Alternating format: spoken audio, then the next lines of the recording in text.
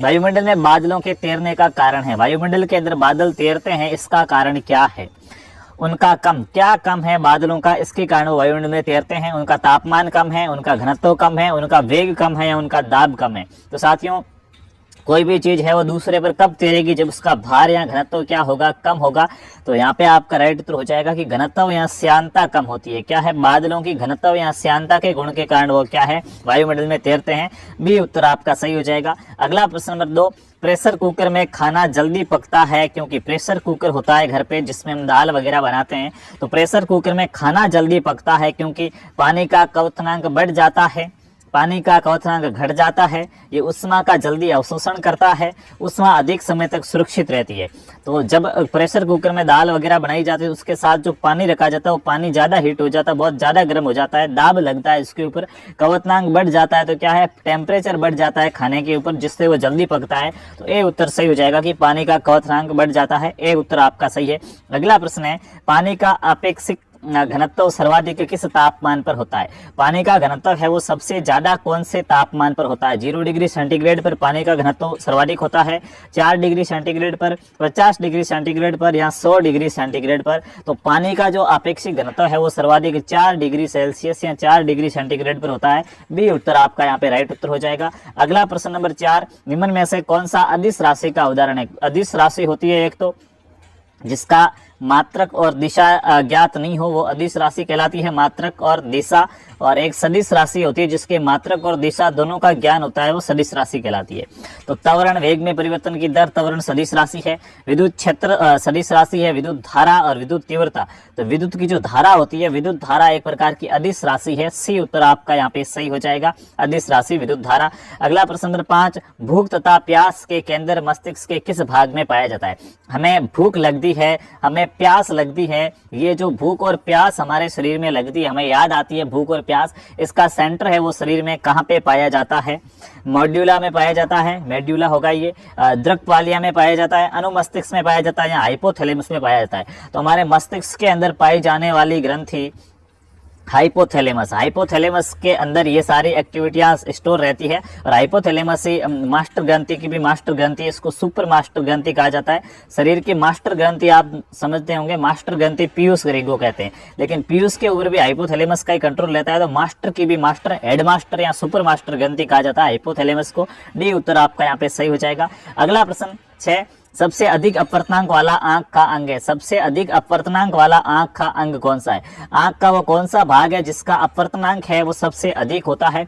Cornea का, aqueous humour का, lens का या काचाप द्रव्य का? काचाप द्रव्य आंख में भरा जाने वाला द्रव्य होता है, लेंस है जो लेंस के पास में ये काचाप द्रव्य रहता है। तो सबसे ज्यादा जो अपवर्तनांक वाला भाग है आंख का वो लेंस होता है, आंख में पाया जाने वाला लेंस है जिसका अपवर्तनांक सर्वाधिक होता है। सी उत्तर आपका राइट है। अगला प्रश्न नंबर 7वां, मनुष्य के लिए मानक ध्वनि स्तर है? हम जो भी दैनिक जीवन में हमारे आसपास की आवाज सुनते हैं तो एक प्रकार से मानक यहाँ इतनी होनी चाहिए, वो ध्वनि स्तर क्या है? ये डीबी डेसिबल है, ध्वनि की तीव्रता है या ध्वनि की जो प्रबलता है? ध्वनि की तीव्रता तो हर्ट्ज वाला हो जाता है आपका, ठीक है। और ये ध्वनि की जो प्रबलता है ये डेसिबल के अंदर मापी जाती है, तो 90 डेसिबल होनी चाहिए, 60 डेसिबल, 120 डेसिबल या 100 डेसिबल। तो जो मानक ध्वनि स्तर है वो 60 डेसिबल है। बी उत्तर आपका यहाँ पे सही हो जाएगा।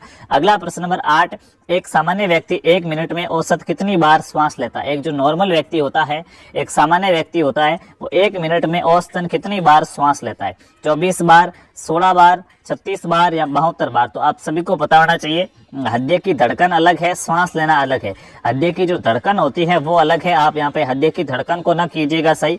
यहाँ पे हमें श्वास लेने का पूछा गया, तो श्वास लेना 16 बार हो जाएगा। एक औसतन 16 बार श्वास लेता है सामान्य व्यक्ति। बी उत्तर आपका राइट हो जाएगा। अगला प्रश्न, मानव शरीर का सबसे कठोरतम पदार्थ है? प्रश्न नंबर 9, मानव के शरीर का सबसे कठोरतम पदार्थ कौन सा होता है? सबसे कठोर पदार्थ कौन सा होता है? केराटिन, हड्डी, अमीनो अम्ल या दांत का इनेमल? सबसे कठोर पदार्थ कौन सा होता है? तो आप हड्डी जरूर बता रहे होंगे, लेकिन हड्डी से भी कठोर अपने दांतों का इनेमल होता है। दांतों के ऊपर जो व्हाइट व्हाइट पट्टी होती है इनेमल की, ये हड्डी से भी कठोर होता है। डी उत्तर आपका यहाँ पे सही हो जाएगा, जो भी डी बता रहे हैं वो सही है।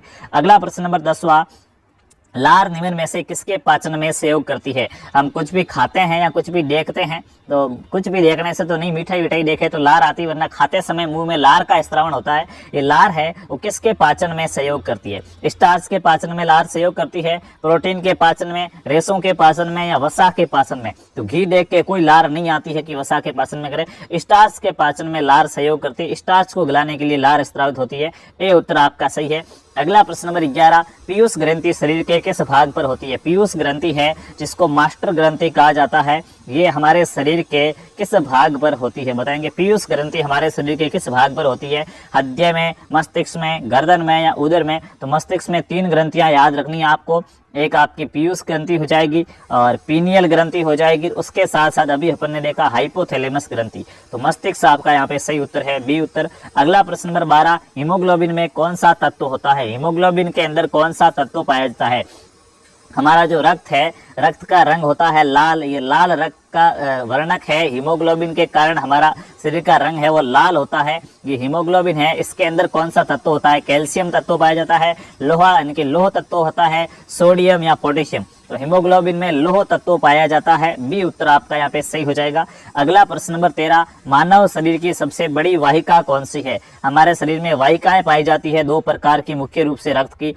एक धमनी है जो रक्त को लेके जाती है शुद्ध को, और एक सिरा है जो अशुद्ध रक्त का परिवहन करती है। सबसे बड़ी रक्त वाहिका पूछी गई है तो महाधमनी, कोशिकाएं, पल्मोनरी शिरा, या फिर क्या है दिल? तो दिल कुछ नहीं है, यहाँ पे न पल्मोनरी शिरा होगा, यहाँ पे हो जाएगा महाधमनी। शरीर की सबसे बड़ी रक्त वाहिका है, ए उत्तर आपका सही है। अगला प्रश्न नंबर 14, मानव हृदय में कक्षों की संख्या होती है? मनुष्य का जो हृदय है, इस हृदय के अंदर कक्षों की संख्या कितनी होती है वो आपसे पूछा गया है। तो इस हृदय के अंदर कक्षों की संख्या 4 होती है, जिसमें 2 अलिंद हो जाएंगे, एक बायां अलिंद एक दायां अलिंद, और 2 नीले हो जाएंगे, एक बायां नीले एक दायां नीले। तो टोटल आपके जो कॉस्ट हो गए वो 4 हो जाएंगे, ए उत्तर आपका सही है। अगला प्रश्न नंबर 15, चेचक के टीके की खोज किसने की थी? सबसे पहले टीका बना था चेचक का टीका। चेचक के टीके की खोज किसने की थी? लुईस पास्चर ने की थी, लोनास साल्क ने की थी, एडवर्ड जेनर ने की थी, या डेविड स्मिथ ने? तो चेचक के टीके की खोज एडवर्ड जेनर ने की थी, आपका सी उत्तर यहाँ पे सही हो जाएगा। अगला प्रश्न नंबर 16, वायरस जनित संक्रामक रोग है। संक्रामक का मतलब जो वायु द्वारा या श्वसन द्वारा आगे से आगे फैलते रहते हैं, वायरस से होते हैं। मोती जरा, भेजा, क्षय और खसरा। बताएंगे वायरस जनित संक्रामक रोग कौन सा हो जाएगा?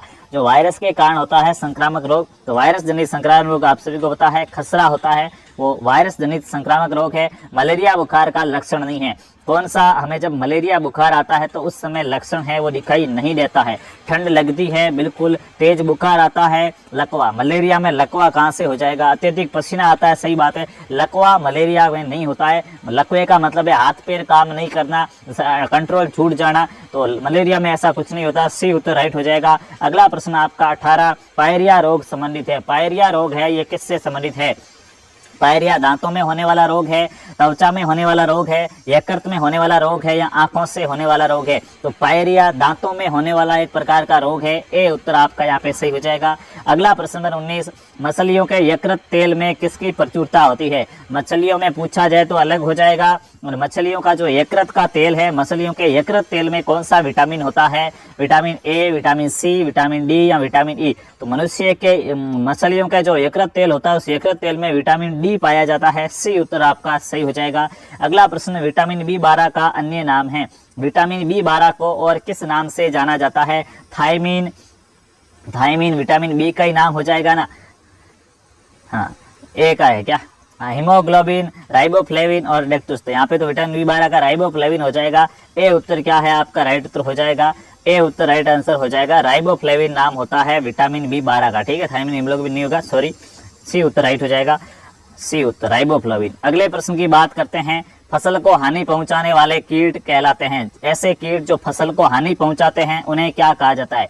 हम जब फसल उगाते हैं तो उनको हानि पहुंचाने वाले कीटों को शत्रु कहते हैं, परजीवी कहते हैं, परपोषक कहते हैं, या पीड़ कहते हैं। आपने सुना होगा कि खेतों में पीड़कनाशी का प्रयोग किया जाता है। पीड़कनाशी, पीड़कनाशी का मतलब जो पीड़ है उनको नष्ट करने वाला रसायन, पीड़कनाशी। तो पीड़ कहा जाता है उन्हें, जो खेतों में फसलों को हानि पहुंचाते हैं उन्हें पीड़ कहा जाता है। इनके लिए पीड़कनाशी का स्त्रावण किया जाता है। अगला प्रश्न आपका यहाँ पे प्रश्न नंबर 22, बॉस इंडिकस किसका वैज्ञानिक नाम है? किसका वैज्ञानिक नाम बॉस इंडिकस है? बिल्ली को बॉस इंडिकस कहते हैं विज्ञान में, गाय को, सरसों को या मटर को? तो मटर को तो पायसम सेटाइवम कहते हैं, पायसम सेटाइवम कहते हैं मटर को तो।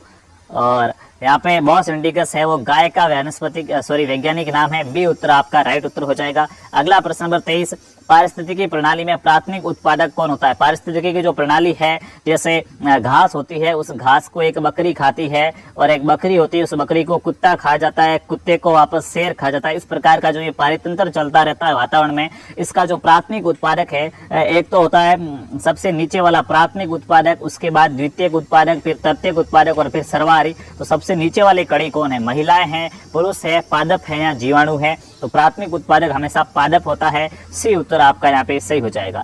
अगला प्रश्न है प्रश्न नंबर 24, डीएनए फिंगरप्रिंट का प्रयोग किसकी पहचान के लिए किया जाता है? हमारा जो डीएनए है, डीऑक्सीराइबोन्यूक्लिक अम्ल, इसकी जो फिंगरप्रिंट का प्रयोग क्यों किया जाता है? जहां भी कहीं पे चोरी होती है तो चोर का अगर बाल कहीं पे गिरा है, चोर ने कहीं पे थूका वगैरह है, यहाँ ऐसा कुछ हुआ है तो उसका डीएनए निकाला जाता है। किसी ने बलात्कार किया है, उसका डीएनए टेस्ट किया जाता है और मिलान किया जाता है। माता पिता, किसी बच्चे के माता पिता गुम हो गए, उनकी पहचान करनी तो बच्चे का डीएनए और माता पिता का डीएनए लेकर चेक किया जाता है। अगर समान मिलता है तो वो पुत्र उसी माता पिता का है। इन सब का प्रयोग पता लगाने के लिए किया जाता है। डीएनए फिंगरप्रिंट का प्रयोग माता पिता ढूंढने के लिए, बलात्कारी का पता लगाने के लिए, चोर को कंफर्म करने के लिए किया जाएगा। तो उपरोक्त सभी डी उत्तर आपका सही हो जाएगा। अगला प्रश्न है, किसी तत्व के परमाणु जिनकी परमाणु संख्या समान है, परमाणु संख्या समान है परंतु परमाणु भार अलग अलग है, उन्हें क्या कहा जाएगा? परमाणु संख्या समान है, संख्या समान होगा तो स्थान भी समान होगा, क्योंकि एक नंबर मेरा यहाँ पे सीट है, मैं एक नंबर पे बैठता हूँ और मेरे पास वाले का भी एक नंबर है, तो हम दोनों एक ही जगह बैठेंगे, एक नंबर ऐसा मानो। तो परमाणु संख्या समान हो तब तो उन्हें कहा जाएगा समस्थानिक। क्या कहा जाएगा? समस्थानिक। तो परमाणु संख्या समान है, भार अलग अलग है, तो समस्थानिक कहा जाएगा जिनकी परमाणु संख्या समान हो। यदि होता परमाणु संख्या अलग अलग है, भार समान आ जाए, कहीं पे भी भार समान, यहाँ पे देखो भार अलग अलग है, भार समान आ जाता तो उन्हें समभारिक कहा जाता। तो भार समान है तो समभारिक कहा जाता। स्थान समान है, इनकी परमाणु संख्या समान है तो समस्थानिक कहेंगे। ए उत्तर सही हो जाएगा आपका। और अगला प्रश्न है, जब लोहे में जंग लगता है तो उसका भार, जब लोहे में जंग लग जाता है तो लोहे का भार घट जाता है, बढ़ जाता है, उतना ही रहता है या अनुमान अनुमान नहीं लगाया जा सकता। तो लोहे में जंग लगता है तो लोहे के ऊपर जल की परत जल जाती है ऑक्सीजन से क्रिया करके, तो भार बढ़ जाता है। बी उत्तर आपका यहाँ पे सही हो जाएगा। अगला प्रश्न नंबर 27, निम्न में से किसका उपयोग पॉलीथीन के संश्लेषण में किया जाता है? जो पॉलीथीन बनती है, इस पॉलीथीन के संश्लेषण में किसका उपयोग किया जाता है? मेथेन का, प्रोपेन का, ब्यूटेन का, एथेन का? तो पॉलीथीन के संश्लेषण के अंदर एथेन का प्रयोग किया जाता है। डी उत्तर आपका सही है। अगला प्रश्न, किसको मैग्नीशियम का दूध कहते हैं? Milk of magnesia. Milk of magnesium किसे कहा जाता है? MgOH2, MgO, MgCl, नन, इनमें से कोई नहीं। तो MgOH2 है, इसे मिल्क ऑफ मैग्नीशिया या मैग्नीशियम की राख कहा जाता है।